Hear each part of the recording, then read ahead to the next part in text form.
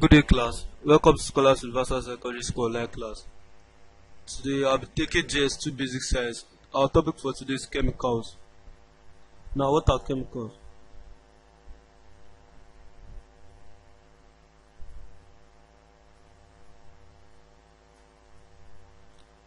Chemicals are substances which have distinct molecular compositions and characteristics properties. They exist as solids, liquids, and gases. Now, we'll talk about chemicals and their uses. They can be classified into two forms: the explosives and fertilizers. Explosives. These are chemical substances that undergo rapid chemical changes when heated or struck. That is, these are substances that they undergo quick chemical changes when they are heated or struck by something. Fertilizers. These are chemical substances such as organic manure or nitrate compounds used to improve fertility of the soil. Fertilizers, they are chemical substances. They help to add manure to the soil. They increase the fertility of the soil, and they are organic in nature. Now, under chemicals and their uses, they can also be divided into food flavors, soaps, water coagulants. Now, food flavors. These are chemicals used to enrich the nutrient content of foods and drinks. Soaps. These are chemical compounds or mixtures of chemical compounds that remove dirt from greasy surfaces or materials. They are cleansing agents and can remove stains. Now, while the last word is water coagulants. These are chemical compounds like alums used to coagulate clay particles present in impure samples of water. Now, food flavors. These are just chemicals that help to increase the nutrient content of foods and drinks. Soaps, they are cleansing agents. They help to remove stains from clothes, greasy surfaces or materials.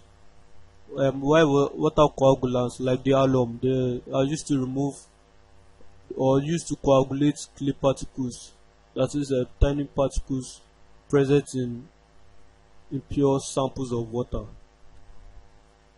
Now, these are food flavors in soft drinks, while these are examples of soaps. They can be different from, they can be bath soap, the washing soap, the bathing soap, etc. Now, uses of chemicals. Agrochemicals. Agrochemicals are chemicals used in agriculture to improve the quality and quantity of crops and animals. Examples are their uses. The first one is fertilizers. These are inorganic chemicals used to improve the fertility of the soil, e.g., ammonium trioxonitrate and the NPK, that is the nitrogen, phosphorus, potassium fertilizer. Now, agrochemicals are chemicals used in agricultural industries to improve the quality and quantity of crops and animals. They help to increase the quality and the quantity of crops. So, if the agrochemicals are added to a crop, or if they are given to farm animals, they help to increase the product, the yield that will be obtained, and they help to increase the product. A very good example are the fertilizers. They are inorganic chemicals. They improve the fertility of the soil. They add nutrients to the soil. They serve as manure to the soil also. A very good example is the NPK fertilizer. Now, under uses of chemicals, other agrochemicals, we have the pesticides also. These are chemicals that are used to kill, control, and repel pests. Pests are natural enemies affecting crops and may include weeds, insects, rats, etc. Now, pesticides. These are just chemicals that remove pests of crops or pests of crops. They kill, they repel the pests. Pests are natural enemies affecting crops, and examples of pests are the rats, the insects, the birds, the weeds, etc. Now some pesticides and their uses. First pesticide we talk about is the disinfectant. These are chemicals used to prevent the spread of germs. Next are fungicides. These are chemicals used to prevent the growth of mold and mildew. Herbicides. These are agrochemicals used for destroying weeds and other unwanted vegetation that can compete for plant nutrients. That's why insecticides. These are chemicals used to control a wide variety of insects. They are all pesticides. They help to remove the natural enemies affecting crops. Our images here shows some agrochemicals. Now, industrial chemicals, other uses of chemicals. Industrial chemicals are chemicals which are manufactured for different industrial applications. They are found in fuels, dyes, explosives, lubricants, etc.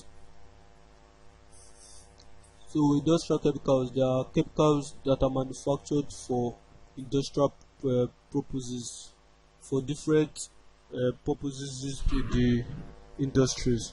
Some of the commonly used industrial chemicals are as follows.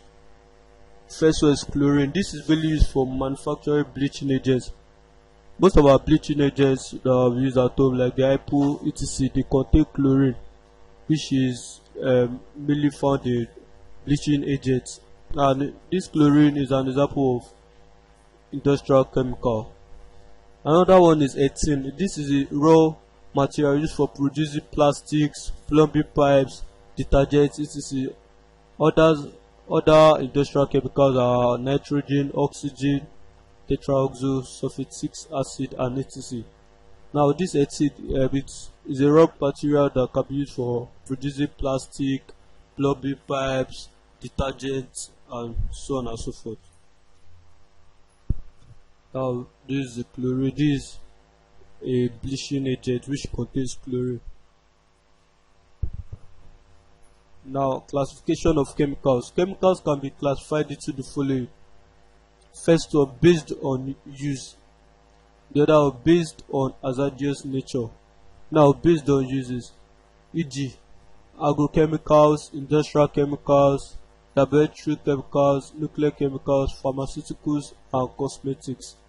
Based on hazardous nature, we have the highly hazardous and toxic, the moderately hazardous and toxic, while non-hazardous and non-toxic chemicals.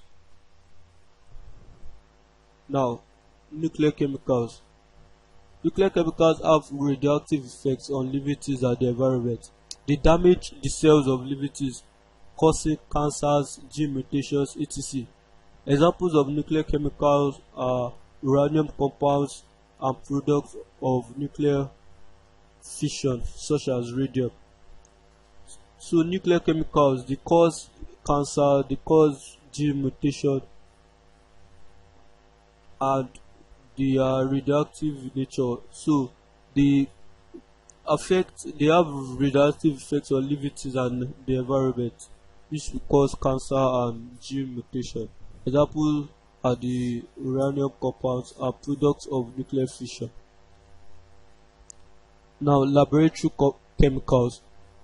They are used for different scientific works. They include acids and bases. Now, acids. These are chemicals compounds that contain reactive hydrogen ions as the only positive ions in solution, e.g., the hydrochloric acid and tetraoxosulfuric acid. They are all acids. They contain hydrogen ion as the only positive ions in solution when dissolved in water. Bases. These are chemical compounds which contain hydroxide, reactive ions which react with acids to form salt and water. Now they contain hydroxide when they react in water, and they react with acids to form salt and water. Now these are the acid, hydrochloric acid, HCl. This is a very good example of an acid. Sodium hydroxide, this is a base. Pharmaceuticals. Pharmaceuticals are drugs which are used for medical treatment and prevention of different types of diseases. Drugs are composed of chemical substances and can exist in various forms such as tablets, capsules, syrups which can be taken through the mouth, powders and solutions which can be inhaled, solutions which can be injected into the body, drops which can be applied locally in the eyes and ears.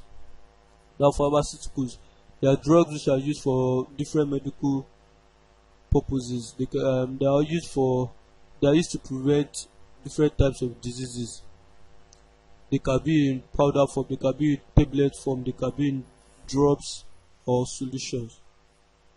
Examples are these drugs and drops. Now cosmetics. These are body care substances used to enhance the appearance or odor of the human body.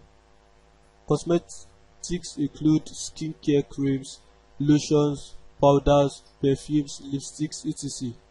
Common ingredients found in cosmetics are castor oil, dye, carmine, etc. Now, cosmetics, these are body care substances used to enhance the appearance or odor of the human body. The images here shows us some cosmetics, the lipsticks, the creams, perfumes, etc. Now, hazardous nature of chemicals. The hazard of a chemical is the practical likelihood that the chemical will cause harm. That is, hazard of a chemical. This is just the practical likelihood, like the tendency of a chemical to cause harm on human beings. All chemicals can cause harm at certain levels. When a small amount of a chemical causes harm, the chemical is considered toxic. But when a very large amount of a chemical causes harm, the chemical is considered to be non-toxic. Chemicals can also be grouped according to their hazardous nature into highly hazardous and toxic, moderately hazardous and toxic, and non-hazardous and non-toxic chemicals. Now, when a small amount of a chemical causes harm, we refer to the chemical as toxic, but when a very large amount of that chemical causes harm, we refer to it as non-toxic. Now, highly hazardous and toxic chemicals. These chemicals can be corrosive, explosive, and highly flammable. Examples of these chemicals are the following: carcinogens. These are chemicals that speed up the development of malignant tumors, body cells, making the overexposed person to be prone to cancer. Examples are benzene and chloroform, etc. Carcinogens, these are those chemicals that will speed up the development of tumors in the body cells. They make the person prone to cancer. Benzene and chloroform, they are very good examples. Now, fuels. Automobile fuels such as petrol and gaseous cooking fuel, such as methane, can be explosive and flammable when not handled or used properly. The petrol, if not used properly, it can be explosive. If you don't properly take care of the cooking fuel also, methane, it can also be explosive. Last one are corrosive chemicals. They destroy living tissues when touched or inhaled or ingested, e.g. the caustic soda and acids like the hydrogen tetraoxosulfate 6. Now, corrosive chemicals, they destroy living tissues when they are touched. Like if you touch the caustic soda, it is corrosive to the skin.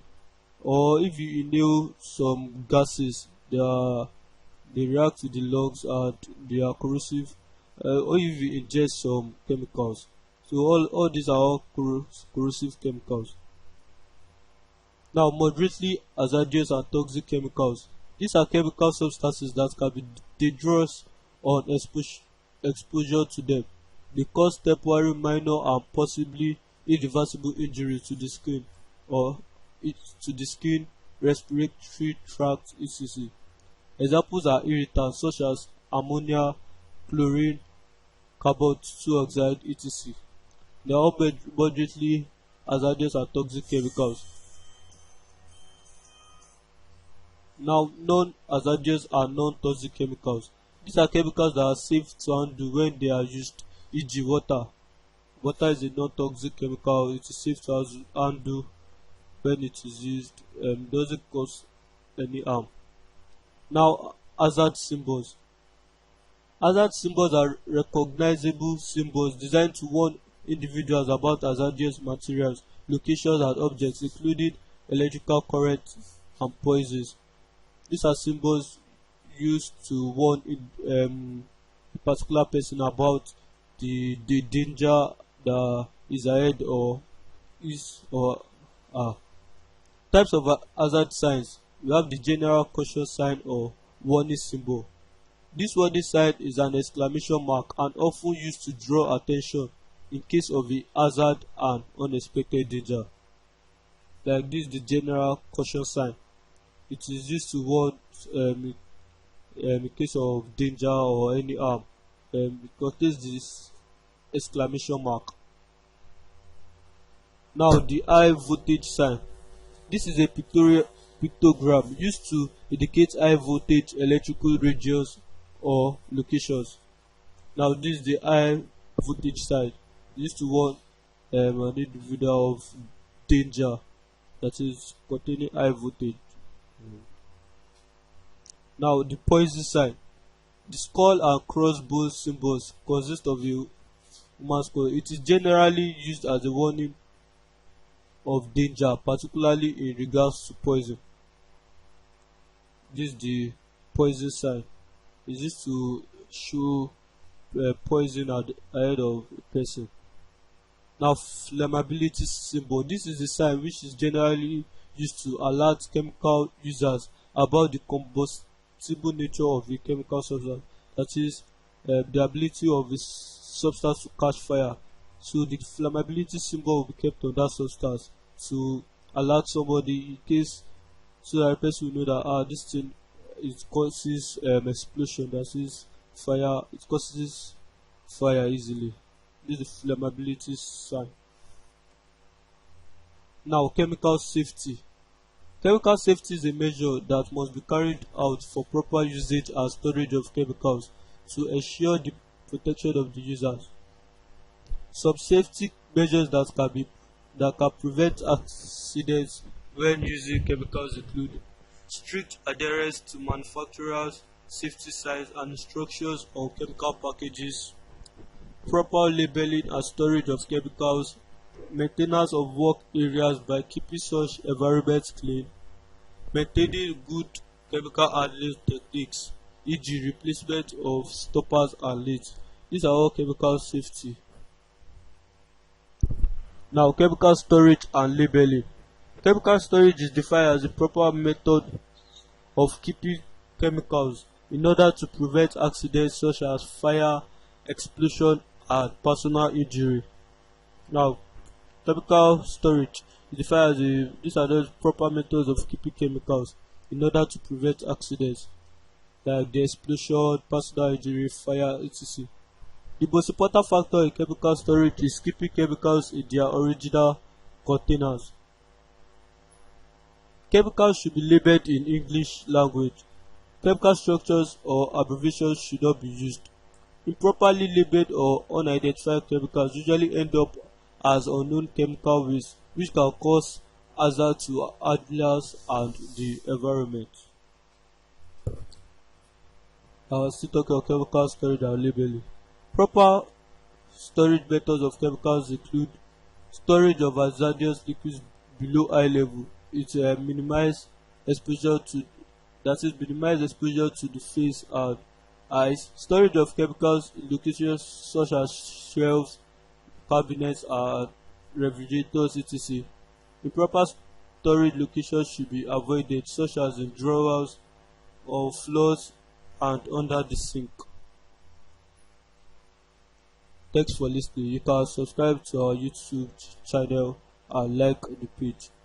Thank you. You can also know more about us by logging into www.scholarsuniversalsecondary.com.